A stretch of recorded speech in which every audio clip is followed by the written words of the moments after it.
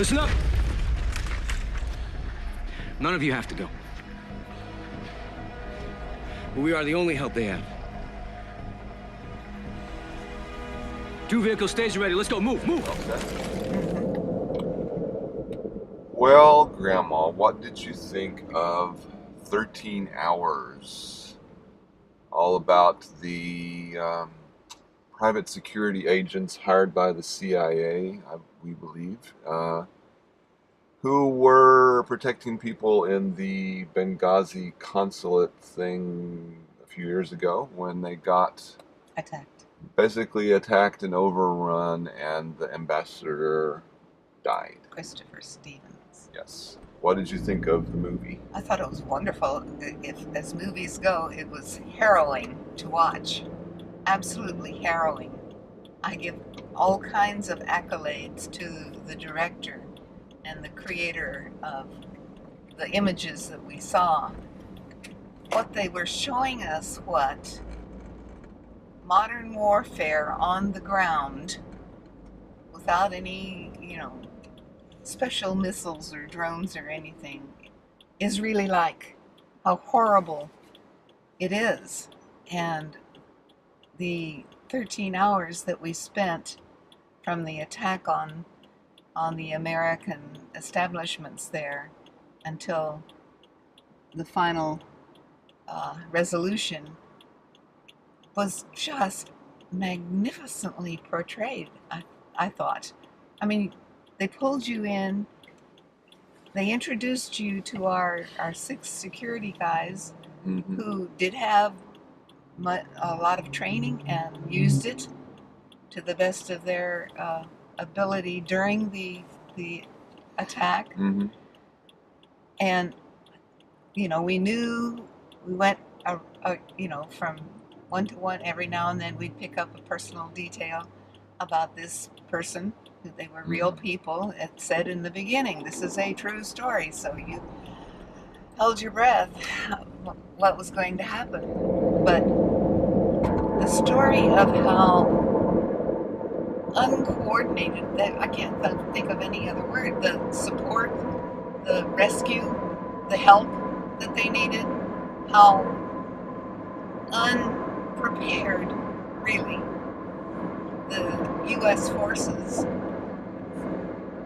were, how they called for help from the beginning, and help did not come, and did not come, and did not come. The other big thing that you realized was they couldn't tell the bad guys from the good guys. And these Americans who had no access to the language, they couldn't talk just to the people in the street that they might pass in their Jeep, who was sitting over there watching the soccer game.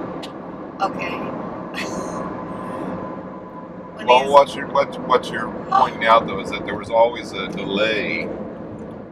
They would target somebody, and there was always a delay as to whether they should fire or not. That's right. Is this a friendly? They asked that over and over and over again. Are we expecting any friendlies? Don't fire until you see guns. Yes. So they were always open to the attack. Yes. Are always vulnerable. Right. And who among the people we have trusted weren't really trustworthy? Were letting people know on the outside, the bad guys, what our vulnerability was, what the vulnerable parts of the establishment were. It was wonderfully well done, I thought. It helped me tremendously get a grip on what actually happened. It was really well done. Did you think so? I thought it was pretty good. Again, I think that it's not perfect by any stretch, but again, it was very, very well done. Again, Yes. What you point out in terms of it being, so very realistic is very, very true.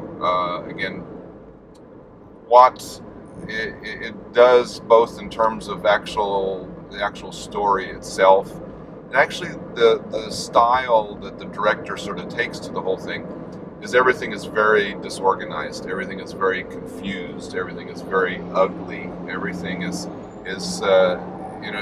very bloody. Again, it's just the way you would think that war really is. It's not. Some of the people in charge didn't want to go against their directives because their training had been X, and this situation caused it called for Y. It didn't call for X, and it added to the problem. But again, it was again very, very well done. Again, it really shows you that warfare is not it's not glamour, it's not glory. It's again, and the reason they had again some fairly unknown actors is so you wouldn't really get that sort of feeling that again, oh well, here's the glory coming now. Here's the here's my favorite movie star, but he's going to come through all right. Yeah, I know he is. There's no. We weren't sure of that at all. There's none of that here. Again, everybody's expendable in a way. Anybody could die. Now again, this is another one of those cases though where being a true story, you sort of knew how it was going to end. So you sort of knew what was going to happen, but you just didn't know how it was going to happen.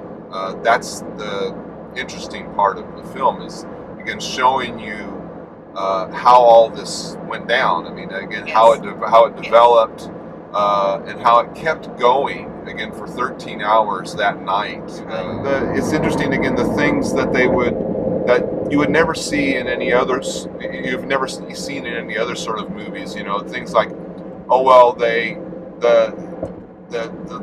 sound of the machine guns was so loud they had to plug up their ears, or that they were so tired of sitting around on rooftops that they wanted lawn chairs to sit on. I mean, things like that. And then when we said it had been out, he needed to use the restroom for hours and hours and still hadn't been able to go. But all of those are things that you sort of think about sometimes. How can they stand to be in that sort of condition, that battle for hours and hours and hours, and not feel these things, not be human. This isn't some fantasy. This isn't some fiction. This is real. Right. So I thought it was really good. What would your final decision be here, Grandma? If you haven't seen a movie recently that is based on a true event, that is a true event, I recommend you see this one, because it is part of our American history, and it is still being talked about for various reasons. 2 thumbs up, way up for this movie. Yes, very good. Benghazi, go see it. It's not Benghazi, it's 13 hours. Well, 13 hours in Benghazi. Okay, yes, it's a very good movie. It's very well done and very gripping. Yes. Very gripping. I'm not seeing